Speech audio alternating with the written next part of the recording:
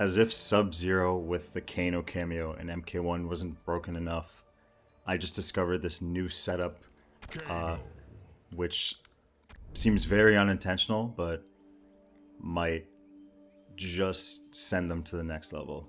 Watch and see what I mean. This video might jump around a lot just because you have to practice against the AI, meaning there's a lot of reset matches and stuff like that, but you'll see.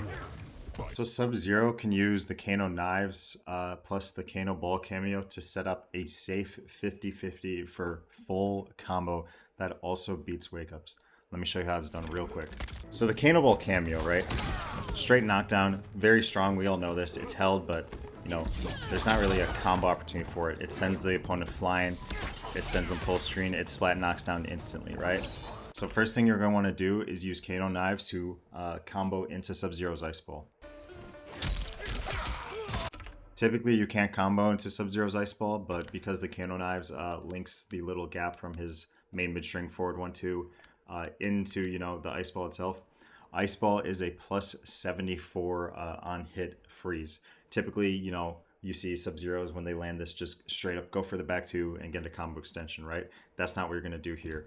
What you want to do after getting the freeze, and I'll just reset the match to do this. We'll keep adding to it one step at a time. Just repeat the first step we just did.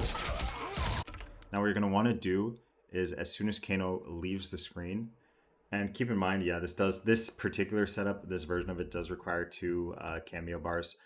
Any other time that you happen to land an ice ball with Sub-Zero, you should be able to get this as well. There might be other instances where it's applicable, such as a grounded clone hit as well. You could literally go for the exact same thing. Just anything where you freeze the opponent, but ice ball is just the easiest to set this up with. You're going to want to call Kano again, but this time with the Kano ball cameo, and you're going to want to hold it. So next thing you're going to do after this is jump over the opponent, and you want to do both of these subsequent steps as quickly as possible, just so you take full advantage of the freeze, you know, hit stun, and you don't want the opponent to thaw out. So now you're on the other side. Kano is still on the front side from where you started the combo, and you're going to land.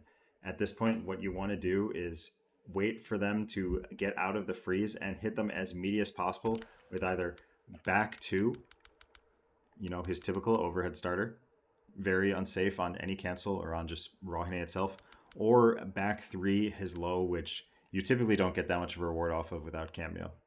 You want to do both of those moves, cancel into clone off of back 2 and back 3, and then let go of Kano ball. And here's what it looks like when you put it all together.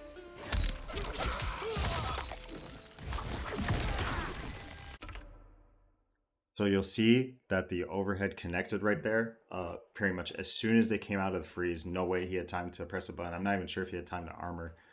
I canceled it into the clone, and even though Kano ball is typically not a move you can combo off of by any means, because the clone was already on the other side, the Kano ball actually knocked Johnny into the clone after he was opened up by the overhead. The Kano ball comboed off of the back 2 that I landed and then hit him into the clone.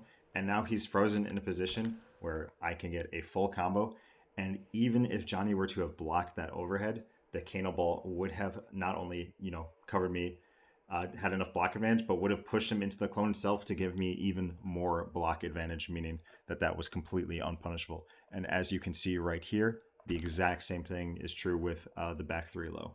It's a little more difficult with the low because it is faster, so you might accidentally land on the other side and still combo off the ice ball freeze. Remember, you don't want the combo to start off the freeze, or else you won't get the refreeze on the clone.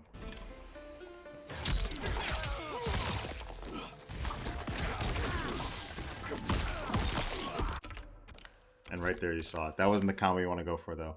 But you should get the idea. Either way, safe 50-50 should be pretty much impossible to press a button through once you start getting the timing down perfect. And here are just some of the combos you can go for.